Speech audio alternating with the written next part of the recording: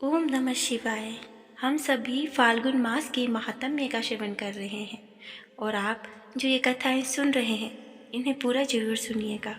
जो विश्व की उत्पत्ति, स्थिति, लय आदि के एकमात्र कारण है, जो कि गिरिराज कुमारी उमा के पति हैं, जिनकी कीर्ति का कहीं कोई अंत नहीं, जो माया के आश्रय होकर भी उनसे दूर हैं, जिनका स्वरूप दुर्लभ है। मैं उन भगवान शंकर की वंदना करती हूँ, मैं उन्हें नमन करती हूँ जो आप सभी के भीतर अंतर्यामी रूप से विराजित हैं और आप सभी के मनोरथों को पूर्ण करते हैं। तो ऋषि कहते हैं कि हे सूत जी, अब आप हमसे भगवान शिव और पार्वती के परम उत्तम दिव्य स्वरूप का वर्णन कीजिए। सृष्टि की रचना से पूर्व, सृष्टि के मध्य काल, अंत में महेश्वर किस प्रकार, किस रूप में स्थित होते हैं, सभी लोगों का कल्याण करने वाले भगवान शिव कैसे प्रसन्न होते हैं तथा प्रसन्न होने पर वे अपने भक्तों को कौन कौन से उत्तम फल देते हैं, जो कि हमने सुना है। कहा जाता है भगवान शिव बहुत दयालु हैं, अपने भक्तों को कष्ट कभी नहीं देते। ब्रह्मा, विष्णु, महेश तीनों देवता शिव जी के ही अंग से उत्पन्न हुए हैं। हम पर कृपा करके शिव जी के प्राकट्य, उमा देवी की उत्पत्ति, शिव उमा का विवाह, गृहस्थ धर्म और शिव जी के अनंत चरित्र को सुनाइए। तो सूत जी कहते हैं कि हे ऋषियों, आप लोगों ने प्रश्न पतित पावनी श्री गंगा जी के समान किए हैं। ये सुनने वाले, कहने वाले, पूछने वाले, इन तीनों को पवित्र करने वाले हैं। आप इन कथा को सुनने से बहुत ज़्यादा शांति प्रदान होगी, इसलिए आप सभी धन्यवाद के पात्र हैं। तो हे ब्राह्मणों, भगवान शंकर का रूप साधु, राजसी और तामसी तीनों प्रकृति के मनुष्य को सदा आनंद प्रदान करता है। वे मनुष्य जिनके मन में कोई तृष्णा नहीं, ऐसे ऐसे महात्मा पुरुष भगवान शिव के गुणों का ज्ञान करते हैं, क्योंकि शिव की भक्ति मन और कानों को प्रिय लगने वाली, संपूर्ण मनों को पूर्ण करने वाली होती है। तो हे ऋषियों, आइए आज हम आपके प्रश्नों के अनुसार संवाद से भवसागर से मुक्त कराने वाले गौरीश की आश्चर्यमयी लीलाओं को वर्णित करते हैं, जिसमें सूत जी कहते हैं कि आज की कथा में सुनते हैं नारद जी की काम वासना। तो हे ऋषियों, एक समय की बात है, ब्रह्मपुत्र नारद जी हिमालय पर्वत की गुफा में बहुत दिनों से तपस्या कर रहे थे। उन्होंने बहुत दृढ़तापूर्वक समाधि लगाई हुई थी। तप करने लगे। उनके उग्र तप का समाचार पाकर देवराज इंद्र कांप उठे। उन्होंने सोचा कि नारद मुनि मेरे स्वर्ग लोक के राज्य को छीनना चाहते हैं। यह ख्याल आते ही इंद्र ने उनकी तपस्या में विघ्न डालने की कोशिश की। उन्होंने कामदेव को बुलाया और कहने लगे, ये कामदेव, तुम मेरे परम मित्र हितैषी हो। नारद हिमालय पर्वत की गुफा में बैठकर तपस्या कर रहा है। कहीं ऐसा ना हो कि वह वरदान में ब्रह्मा जी से मेरे स्वर्ग का राज्य मांग ले। अतः तुम वहां जाकर उसकी तपस्या भंग कर दो। अब यह आज्ञा पाकर कामदेव वसंत को साथ लेकर बड़े गर्व के साथ उस स्थान पर चले गए और अपनी सारी कलाएं रच डाली। कामदेव और वसंत के बहुत प्रयत्न करने पर भी नारद मुनि के मन में कोई भी विकार उत्पन्न नहीं हुआ। महादेव जी के अनुग्रह से उन्होंने गर्व उनका चूर्ण खत्म कर दिया था। ऐसा इसलिए हुआ क्योंकि महादेव की कृपा से नारद मुनि पर कामदेव का कोई प्रभाव ही नहीं पड़ा।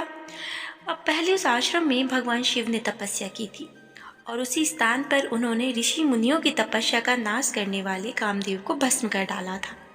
कामदेव को भस्म देखकर उनकी पत्नी रति ने बिलखते भगवान शंकर से उन्हें जीवित करने की प्रार्थना की और सभी देवता भी शिव जी से प्रार्थना करने लगे। तो भगवान महादेव ने कहा कि कुछ समय बाद कामदेव स्वयं जीवित हो जाएंगे, किंतु इस स्थान पर और इसके आसपास जहाँ तक भस्म दिखाई देती है, वहाँ तक की पृथ्वी पर कामदेव की माया और कामवाण का कोई प्रभाव पड़ेगा ही नहीं।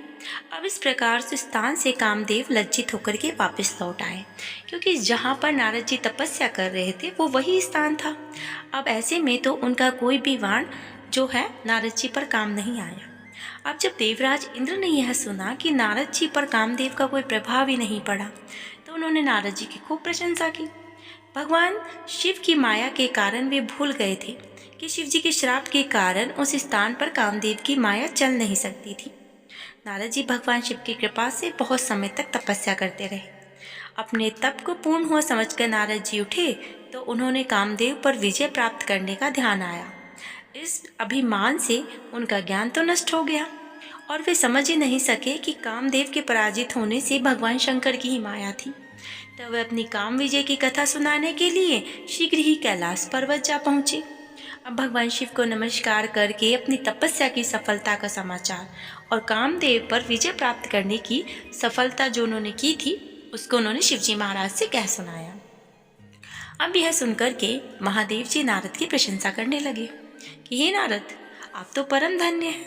आप मेरी एक बात याद रखना कि यह समाचार किसी अन्य देवता को मत सुनाना, विशेषकर भगवान विष्णु को। इस बात का कदापि पता मत लगने देना। यह वृतांत सबसे छिपा कर रखने योग्य है। तुम मेरे प्रिय हो, इसीलिए मैं तुम्हें आज्ञा देता हूँ कि यह बात किसी और के सामने प्रकट मत करना।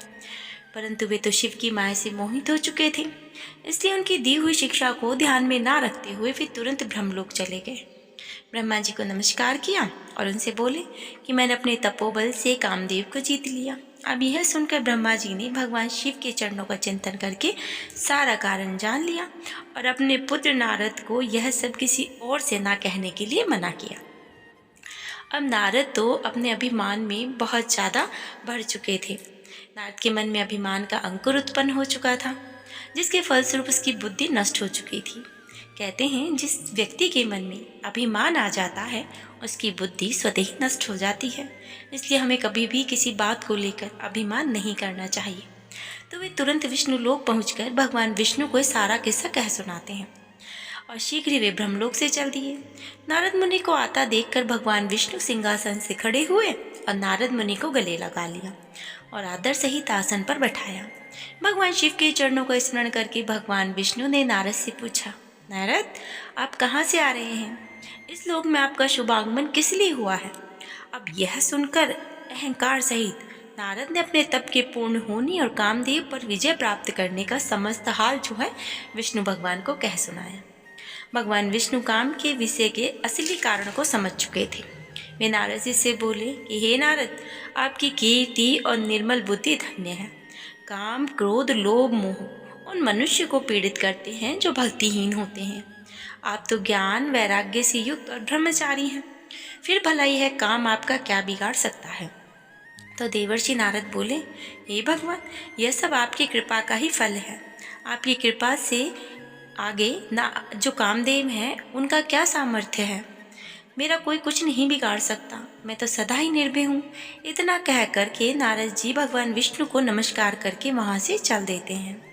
इससे आगे सूति जी कहते हैं कि महर्षियों, नारद जी के चले जाने पर शिव जी की इच्छा से विष्णु भगवान ने एक अद्भुत माया रची, जिन्होंने जिस ओर नारद जी जा रहे थे वहाँ एक सुंदर नगर बसा दिया।